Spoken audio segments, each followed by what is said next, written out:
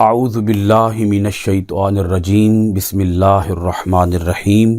معزز خواتین و حضرات، عزیز طلباء و طالبات، ڈیلی قرآن کلاس میں آپ سب کو خوش آمدید۔ امید کرتا ہوں آپ سب خیر و عافیت کے ساتھ ہوں گے۔ سورۃ الانعام پارہ نمبر 8 آیت نمبر 137 لفظی ترجمہ سماعت کیجیے گا۔ وَكَذَلِكَ، اور یوں ہی، زَيَّنَ، خوشنما بنا دیا ہے، لِكَثِيرٍ، بہت سے لوگوں کے لیے، من المشرکین، مشرکوں میں سے، قتل کرنے، اولادہم، اپنی اولاد کو، شرکاؤہم، ان کے شریکوں نے، لیردوہم، تاکہ ہلاک کر دے انہیں، وَلِيَلْبِسُوا، اور مشتبہ کر دیں، علیہم، ان پر، دینہم، ان کا دین، وَلَوْ، اور اگر، شاء، چاہتا، اللہ، ما فعلوہ، تو ایسا نہ کرتے، فذرہم، تو چھوڑ دیجئے انہیں، وما یفترون، اور جو وہ بہتان باندھتے ہیں۔ معزز ناظرین کرام، آیت مبارکہ کا ربط آیات یہ ہے، اللہ رب العالمین کفار و مشرکین کے غلط رویوں کو، ان کی غلط سوچوں کو، ان کی حماقتوں کو اللہ کریم یہاں اجاگر فرما رہا ہے۔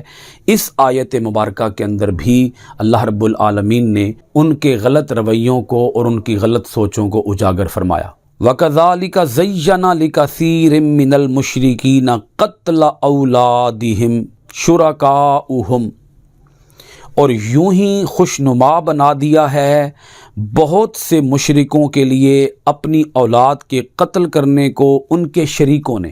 اب یہاں شریکوں سے مراد ہیں شیاطین، یہاں شریکوں سے مراد ہیں وہ شیطانی طاقتیں جو شیطان کے ساتھ کام کرتی ہیں، شیطان کی معاونین ہیں وہ طاقتیں اور وہ قوتیں۔ اللہ کریم ارشاد فرماتا ہے یوں ہی خوشنما بنا دیا ہے۔ یہاں یوں ہی کا مطلب یہ ہے کہ جیسے وہ اپنے بتوں کے لیے قربانیاں کرتے تھے، یعنی مالی عبادات کے اندر وہ بتوں کو شریک بناتے تھے، اور یہ جو مالی عبادات کے اندر بتوں کو شریک بنانا اور بتوں کو خدا مان کر ان کے لیے مالی قربانیاں کرنا، جیسے ان کے لیے یہ عمل خوشنما بن گیا کہ اللہ تعالیٰ کے لیے وہ ردی چیزیں قربان کرتے، بتوں کے لیے وہ انتہائی اعلیٰ معیار کی چیزیں قربان کرتے، جیسے یہ عمل ان کے لیے خوشنما ہو گیا، اس عمل کو وہ بڑا اچھا عمل قرار دیتے، اس عمل پر وہ کہتے کہ ہمیں بہت زیادہ اجر و ثواب ملے گا، تو یہ عمل ان کے لیے خوشنما ہو گیا۔ یوں ہی ان کے لیے یہ عمل بھی خوشنما بن گیا کہ وہ اپنی اولاد کو قتل کر ڈالتے۔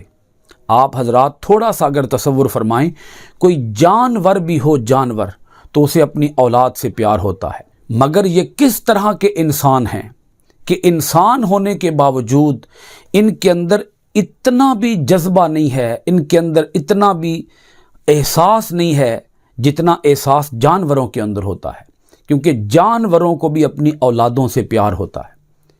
اگر ایک کتا بھی ہو، اگر ایک بکری بھی ہو، اگر ایک بلی بھی ہو، اگر ایک شیر چیتا بھی ہو، تو اسے بھی اپنی اولادوں سے پیار ہے، مگر یہ کیسے انسان ہیں کہ انسان ہونے کے باوجود یہ اپنی ہی اولاد کو، اپنی ہی بیٹیوں کو زمین کے اندر زندہ درگور کر دیتے ہیں، زندہ دفن کر دیتے ہیں۔ تو اللہ پاک فرماتا ہے کہ ان کا یہ عمل، اپنی اولاد کو قتل کرنے کا عمل، بہت سے مشرکین کے لیے ان کے شریکوں نے، یعنی ان کے شیاطین نے ان کے اس عمل کو خوشنما بنا دیا۔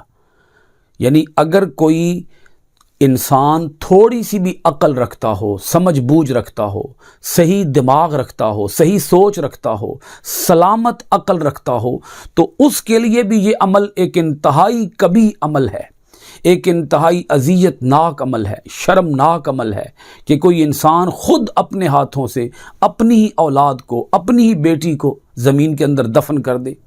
یہ کیسے ممکن ہے؟ یہ وہی کر سکتا ہے کہ جس کی عقل مر چکی ہو، جس کا ضمیر مردہ ہو چکا ہو، جس کا دل ختم ہو چکا ہو، جس کا اندر انسانیت سے خالی ہو چکا ہو، اور جو جانوروں اور درندوں سے بھی نیچے گر چکا ہو، یہ وہی عمل کر سکتا ہے۔ تو اللہ پاک فرماتا ہے کہ یہ اتنا قبیح عمل، اتنا برا عمل ان کے شیطانوں نے، جو شیطان ان کے اوپر مسلط ہیں، ان شیطانوں نے ان کے لیے اس عمل کو خوشنما بنا دیا ہے، اس عمل کو ان کے لیے انتہائی خوبصورت بنا دیا ہے۔ اتنا گھنونا عمل، اتنا قبیح عمل، اس عمل سے بھی ان کو محبت ہو گئی ہے۔ یعنی ان کی عقل کے اوپر کتنے پردے پڑ گئے، ان کی آنکھوں کے اوپر کتنی پٹیاں آ گئیں، ان کا دل کس حد تک مردہ ہو گیا کہ ان کو اپنی اولاد نظر نہیں آتی۔ اب آگے دیکھیے گا، اللہ پاک ارشاد فرماتا ہے لِيُرْدُوهُمْ، یہ کیوں شیاطین ان کے لیے کیوں خوشنما بنا رہے ہیں؟ تاکہ وہ انہیں ہلاک کر دیں۔ وہ شیاطین چاہتے ہیں کہ یہ کفار و مشرکین یہ ہلاک ہو جائیں، خود اپنے ہاتھوں ہلاک ہو جائیں۔ یہ جو کچھ کر رہے ہیں اس کا انجام کیا ہے؟ ہلاکت ہے۔ اپنی اولاد کو قتل کرنا، کیا یہ بھی کوئی ثواب کا کام ہے، کوئی کار خیر ہے؟ یہ کتنا بڑا جرم ہے، مگر اس جرم کو بھی وہ ادا کر رہے ہیں، سر انجام دے رہے ہیں، کیا سمجھ کر؟ ثواب سمجھ کر۔ تو ان کے لیے کیا ہوگی؟ ہلاکت ہوگی۔ تو شیاطین تو یہی چاہتے ہیں کہ یہ ہلاک ہوں۔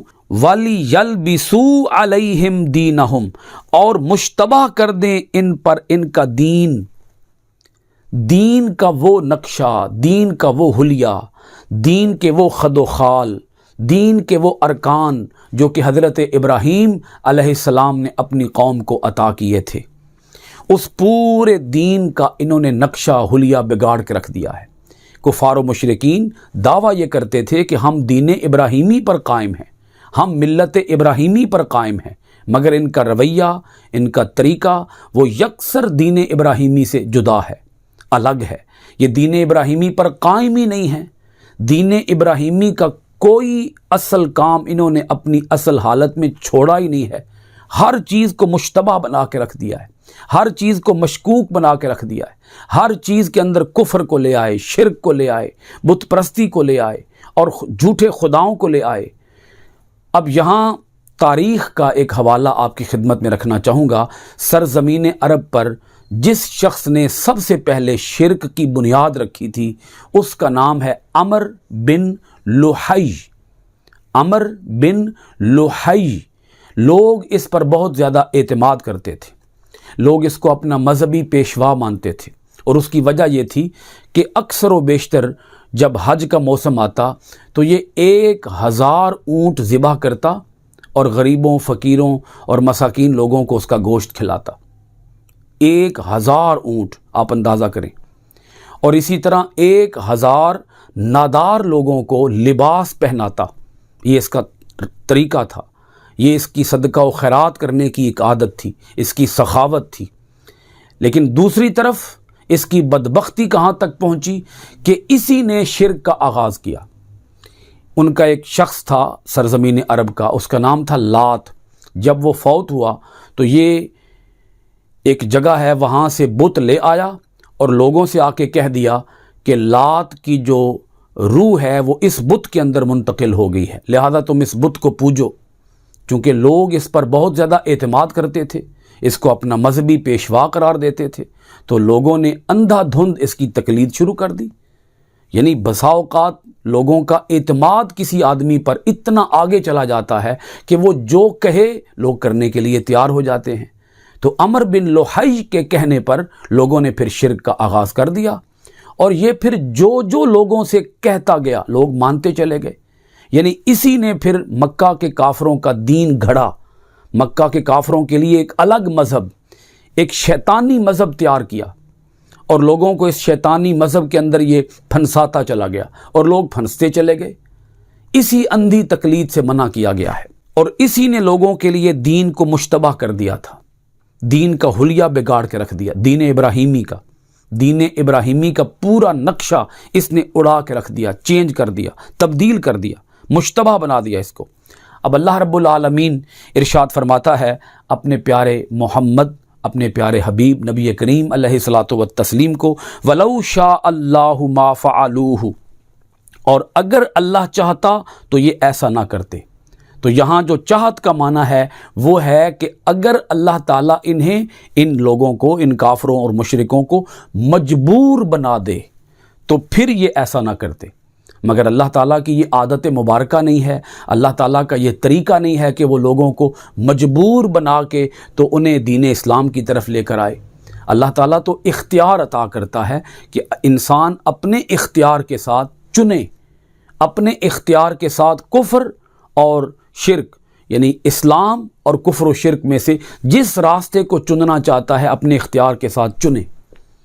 اگر اللہ تعالیٰ انہیں مجبور بنا دیتا تو یہ کبھی بھی شرک کی طرف نہ جاتے۔ یعنی اللہ تعالیٰ نے چاہا کہ یہ لوگ جو کرتے ہیں وہ کریں، یہ اللہ تعالیٰ نے چاہا، تو یہ اللہ تعالیٰ کا چاہنا قضا کے معنی میں ہے، رضا کے معنی میں نہیں ہے۔ یعنی انہوں نے جو کیا اس پر اللہ تعالیٰ راضی نہیں ہے۔ اللہ تعالیٰ کا یہ حکم قضا ہے کہ یہ خود اپنی مرضی سے جس راستے کو چننا چاہتے ہیں اس راستے کو چنیں۔ یہ اللہ تعالیٰ کا امر قضا ہے، یہ اللہ تعالیٰ کا حکم قضا ہے، یہ اللہ تعالیٰ کی مشیت ہے کہ یہ جو چاہتے ہیں وہ چاہیں، یہ جو کرنا چاہتے ہیں وہ کریں۔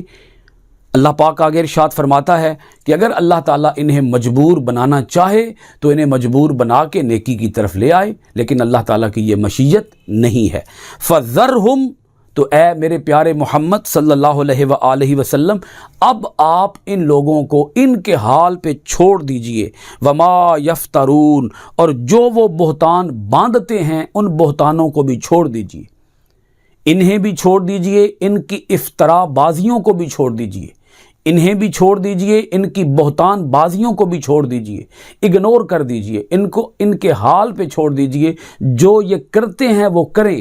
اللہ تعالیٰ کی مشیت ہی یہ ہے کہ اپنی مرضی سے کفر کو چننا چاہتے ہیں کفر کو چنیں، اسلام کو چننا چاہتے ہیں اسلام کو چنیں۔ جب دن آخرت کا آئے گا تو انہیں ان کے ہر عمل کی جزا دی جائے گی، نیک لوگوں کو جزا دی جائے گی، برے لوگوں کو سزا دی جائے گی۔ اللہ تعالی ہمیں اپنی آیتوں میں غور و خوض کرنے، عمل پیرا ہونے، قرآن کے آفاقی پیغام کو دنیا بھر میں عام کرنے کی توفیقات خیر عطا فرمائے۔ سورۃ الانعام آیت نمبر 137 کے ساتھ کلاس ختم ہوئی۔ انشاءاللہ العزیز آئندہ ڈیلی قرآن کلاس میں آپ کے پاس حاضر ہوں گے سورۃ الانعام کی آیت نمبر 138 کے ساتھ۔